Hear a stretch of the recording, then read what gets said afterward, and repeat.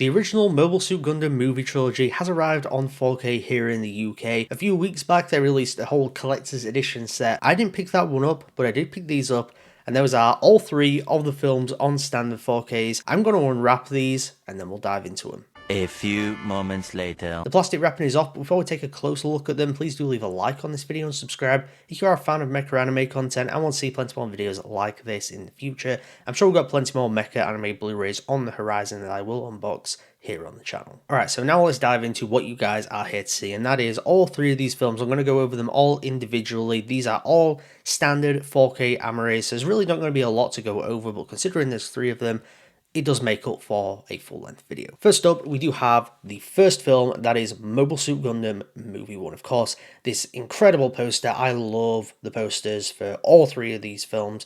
This one I really do love. My personal favourite is actually the one for the second, which I did have up in my room, like an A1 size, but I've taken it down. But I still do love the poster nonetheless. And this one is, of course, just so simple and iconic. I love watercolour style posters, and this absolutely does that. It's got a very classic feeling to it, of course. 4K Ultra HD, nice white background to it. Matches very well with all the anime's other Gundam Blu-rays, of course, the spine.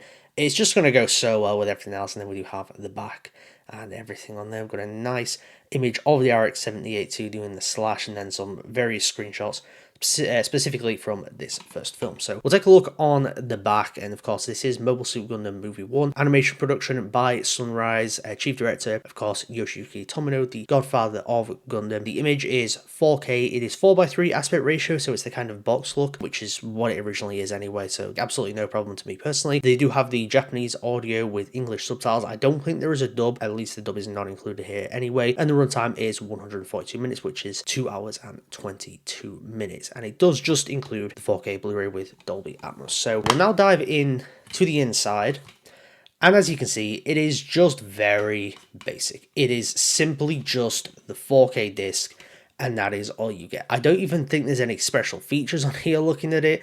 So, I mean, this is as basic as things come. It's just a standard 4K film with nothing else. And you know what? That's fine with me, because this is all I'm actually going to use. I'm only going to watch the film. Maybe I'd watch special features if they're included, but all the extra things I personally don't need. And I do love this disc artwork. Of course, you got the Earth Federation logo on here. Really, really nice. I just think it looks great, and I'm going to assume that all the other discs are exactly the same, but one will say movie 2, one will say movie 3. Maybe they'll have different logos, like Xeon logo and such, but I really don't know. Now we move on to the second film. We've got movie 2, Soldiers of Sorrow. Like I said, this is my personal favourite poster. It's not my personal favourite film, it's actually my least favourite film of the three.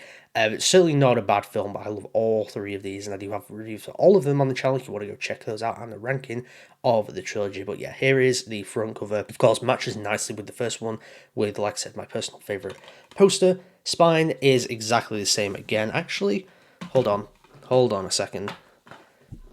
No, so the image thing at the top, you can see. In fact, I'll get the third one just so I can show you guys all of them kind of spine-wise. There you go. So it kind of uses the main image of Amuro for each of them. I wasn't sure whether the top it was exactly the same, but it is just slightly different. So yeah, like I said, that is your spine thing there. If it focuses properly, there you go. And then on the back, you got a similar kind of layout, except you got Char's Zaku 2 there, and you've got some screenshots from the film. Once again, diving into everything that is on the back, it is once again by Sunrise. Tomino is the chief director. Image again 4K 4:3 aspect ratio. Audio is Japanese, subtitles English. Runtime of 138 minutes. So I think it's just slightly under what the first one is, so it's 2 hours and 18 minutes in total. Dolby Atmos sound, one 4K disc. It's going to be the same for the third one as well, so I'm not even going to bother reading that stuff. But we'll dive into the inside now, and yes, it does in fact have a bit of different artwork on the disc, as expected. It is a similar layout, but you do have, I think this is the Principality of Xeon logo. There it is. Yeah, it's the Principality of Xeon. So there you go. It's very similar to what we had with that first movie.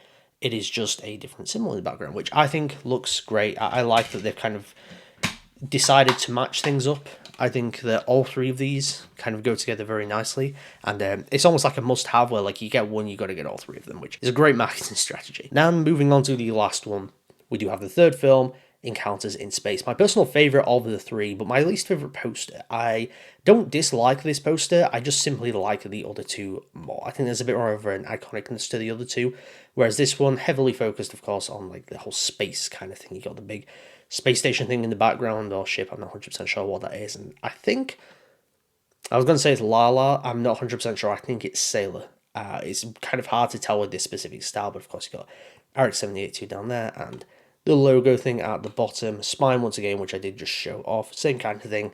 And then on the back, you got the RX-78-2 and you got some screenshots from the film. It's all the same stuff as on those previous two, but of course the runtime is a bit different for this. This one's actually the longest, 153 minutes or 2 hours and 33 minutes. And then if we open up the inside, I think this is my favorite disc actually, which you guys will see in a second. They've opted to not to go with a specific symbol, but something else.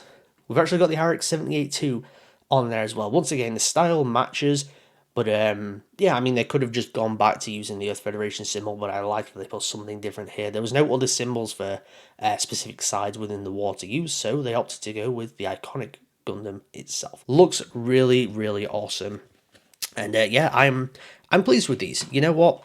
I am happy with these. These have kind of given me exactly what I wanted. I just wanted the films on 4K, and that's what it's given me. Now, unfortunately, it is just the 4Ks and not the Blu-rays, which I still have the Blu-ray Trilogy somewhere around, but I'm selling it because I don't really need it, because I have a 4K player. I'm probably only ever going to watch these on 4K. If I want to watch the HD versions of them, I can go and watch them on Netflix, so you know, I don't really need the Blu-ray set as well. But I guess it's kind of annoying that you don't get the Blu-ray version. I think that would have been quite nice to have, especially since there's no special features included or anything like that. It just would have been nice to have a Blu-ray disc included there. But anyway, those are all three of the Gundam movies, the original Gundam trilogy. So do I think these are worth picking up?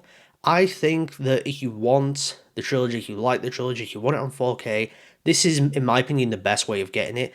Now, there is that collector's set that you can get, which is essentially these plus like a book which has got all details and art and all that kind of stuff in it. But if you don't care about that stuff, that thing is £120.